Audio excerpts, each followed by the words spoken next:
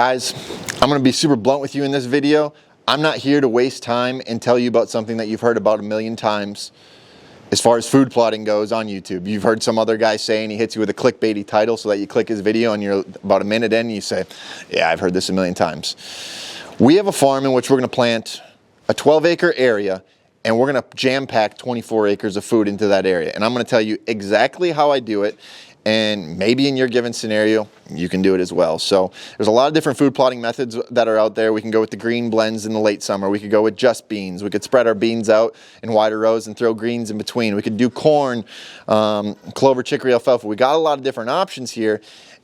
This option is about as strategic as it gets, and there's only certain years in your planting in which you can get away with doing what I'm going to recommend to you, and now I will explain exactly what the hell I'm talking about, because this can get pretty in-depth and there's multiple different planting times.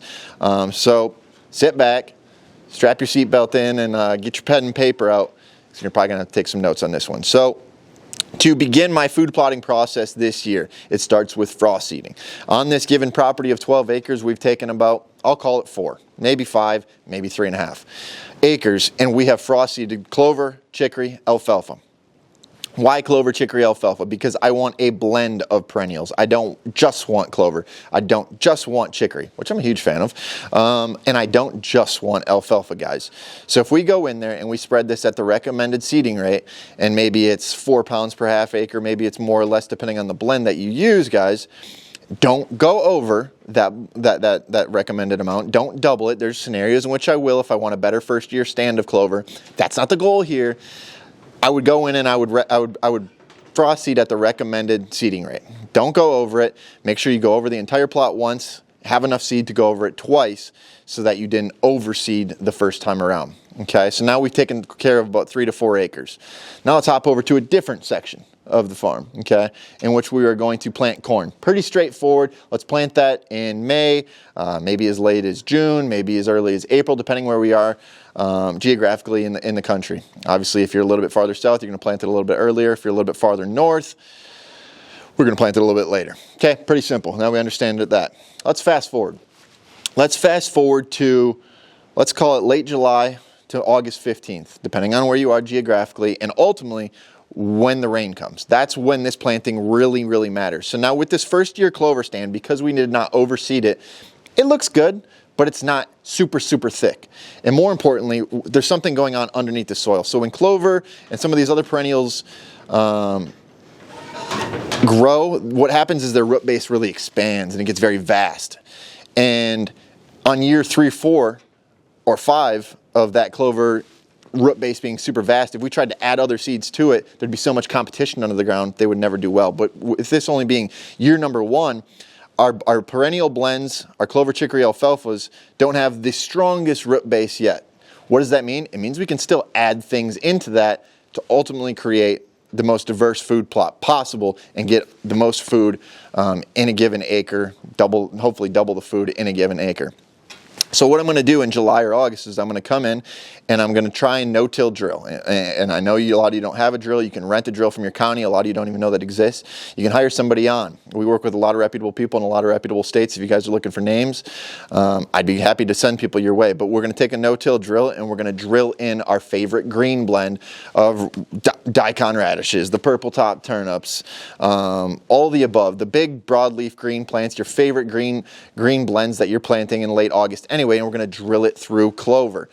So now, the reason we did it the way we did it is because that clover, chicory, alfalfa was the insurance policy. What if we got that drought and this green blend was never going to grow? Well, then you wouldn't have had a food plot. And now at least we have that. But now if that rain does come and we drill this in, and the reason I say drill, you could broadcast it, guys. I don't love it. You could broadcast it and roll it. A lot of you guys that like broadcasting don't ever drill, so you don't know that the side-by-side comparisons are not a comparison. Drilling is better. But anyway, if we were to drill the seed right through our clover, when the root system is not super vast and intrusive yet, you're going to get a better germination rate. If there was a time of the year in which you should be drilling, late July, early August is the time in which you should be doing it to preserve moisture content in the soil. For every inch we till up, we lose 3 inches of moisture. You hear me?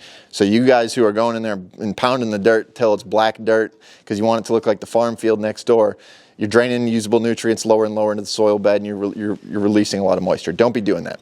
So now in that 4-acre area, we've jam-packed about 8 acres of food after we've drilled our favorite green blend into our perennial blend that we put in early in the season, aka the insurance policy blend, we'll call that. So let's jump back to our corn. Corn is corn, guys. We can't do anything with that, right? Wrong. What I'm going to do with my corn is there's a correct way to say this, and I'm not sure how to say it off the top of my head. There's a difference between overseeding and interseeding, guys. So basically what we want to do is I'm going to call it overseeding, and I do think it's the opposite, but I can't remember off the top of my head. But anyway, we do want to seed, I'll say that, into our corn come that July, August time frame with something as well. And what we're going to want to put in there is a legume that also ultimately fixates its own nitrogen, adds that to the soil, and it'll help build soil structure as well, and basically kind of be a cover crop in a way, and add different things to the soil that the corn is taking away.